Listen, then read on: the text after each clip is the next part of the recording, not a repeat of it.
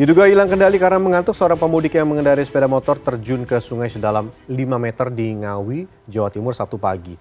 Akibatnya korban tewas di lokasi kejadian. Dan masih pada Sabtu pagi di jalur Pantura Baluran, minibus pemudik menabrak truk dari arah berlawanan. Satu penumpang minibus tewas di lokasi, sementara dua lainnya luka berat.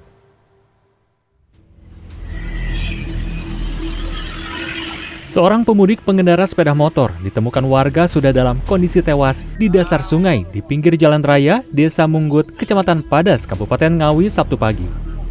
Diduga korban mengantuk hingga sepeda motor yang dikendarainya terjun ke sungai sedalam 5 meter. Korban bernama Fatur Rohman, 55 tahun, seorang pegawai negeri warga Desa Banjarmasin, Kecamatan Carita, Kabupaten Pandeglang, Banten.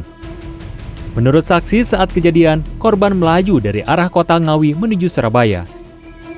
Setelah berhasil dievakuasi, jenazah korban akhirnya dibawa ke Rumah Sakit Umum Daerah Dr. Suroto Ngawi. Sementara motor korban diamankan petugas ke kantor unit Laka Lantas Polres Ngawi.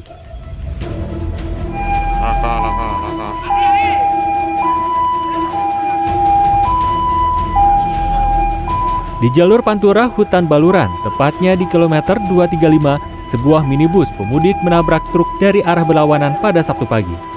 Akibat kecelakaan ini, seorang penumpang minibus tewas setelah terlempar dari dalam kendaraan. Sementara dua korban lainnya luka parah dan dievakuasi ke rumah sakit.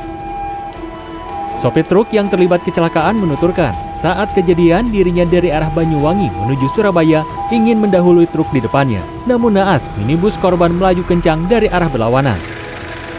Saat ini kasus kecelakaan ditangani unit Lantas Pos Baluran Polsek Banyu Putih. Seluruh korban pun dilarikan ke RSUD Asem Bagus untuk menjalani perawatan. Tim Liputan CNN Indonesia.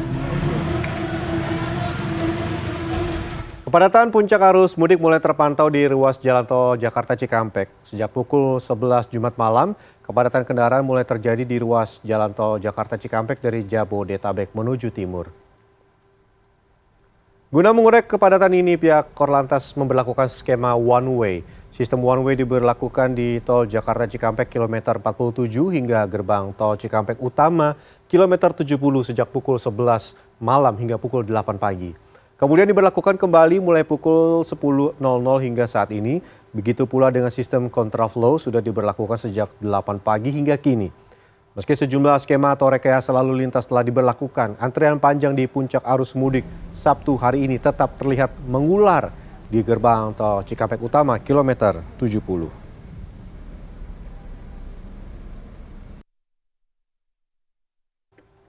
Ya, kebijakan satu jalur yang diberlakukan sempat berdampak pada penumpukan di gerbang tol Kalikangkung kilometer 414, gerbang tol terakhir kebijakan one way. Dan untuk mengetahui bagaimana situasi gerbang tol Kalikangkung saat ini, kita bergabung dengan Nabila. Ya, Nabila, bagaimana? Seperti apa antisipasi saat gelombang kendaraan satu lajur dari Cikampek ini tiba di gerbang tol Kalikangkung? Bisa Anda jelaskan? Ya, selamat siang Beni. Pantauan saya hari ini dari gerbang tol Kalikangkung Semarang. Memang kalau misalnya Anda bisa melihat di belakang saya ini sudah mulai dipadati ataupun para pemudik sudah memasuki kawasan gerbang tol Kalikangkung yang dengan dimayoritasi dengan kendaraan pribadi dan juga bus begitu. Dan memang kalau misalnya dilihat kota asalnya yaitu dengan mobil dengan plat B ataupun dari Jakarta, Beni. Dan memang menurut pihak Jasa Marga sampai hari ini kendaraan yang masuk memang didominasi dengan kota asal yaitu kota Jakarta, dan memang menurut pihak Jasa Marga juga untuk puncak arus mudik melainkan kemarin yaitu pada tanggal 29 April 2022 begitu. Sampai pukul 12 tadi informasi yang kami dapatkan dari data gerbang tol Jasa Marga Kalikangkung sebanyak 20.000 kendaraan yang sudah masuk melewati gerbang tol Kalikangkung yang akan mengarah ke kota Semarang begitu, Beni. Kalau misalnya kita membahas terkait skema ataupun pemberlakuan beberapa skema lalu lintas yang sudah diterapkan oleh pihak kepolisian dan juga Jasa Marga, skema one way ini memang sudah diterapkan sejak kemarin dan sehari ini sendiri sudah mulai pukul 10 pagi. Dan untuk di Kalikangkung sendiri, kalau misalnya Anda melihat memang banyak sekali kendaraan yang sudah masuk ataupun akan melewati gerbang tol Kalikangkung, Beni.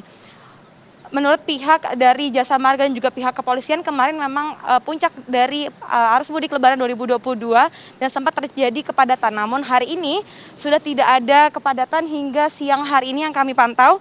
Dan juga beberapa skema akan juga diterapkan apabila nantinya di dalam Kota Semarang sendiri akan terjadi kemacetan ataupun kepadatan kendaraan lalu lintas yang dikarenakan jumlah kendaraan terus meningkat. Beni, beberapa skema juga harus diperhitungkan ataupun dibuat pemudik sebelum melakukan perjalanan. Salah satunya yaitu dengan mempersiapkan jalur-jalur alternatif yang pasti digunakan apabila nantinya one way mulai diterapkan supaya tidak adanya antrian ataupun kemacetan sebelum memasuki jalan tol begitu.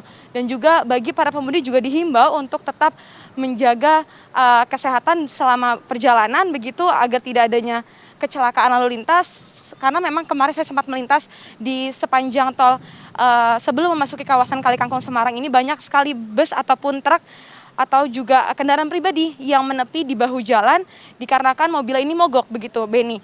Dan menurut pihak kepolisian, beberapa rest area nanti juga akan ditutup apabila terjadi peningkatan ataupun adanya parkiran yang sudah penuh akan juga dialihkan ke rest area berikutnya agar tidak ada penumpukan ataupun antrian di sepanjang jalan tol yang akan memasuki ke rest area, Beni. Baik Bella, jadi saran Anda para pemudik sebaiknya mempersiapkan jalur alternatif sehingga tidak terjebak di gerbang tol Kalikangkung. Terima kasih Bella, kita terus tunggu bagaimana informasi terkini selama bertugas kembali.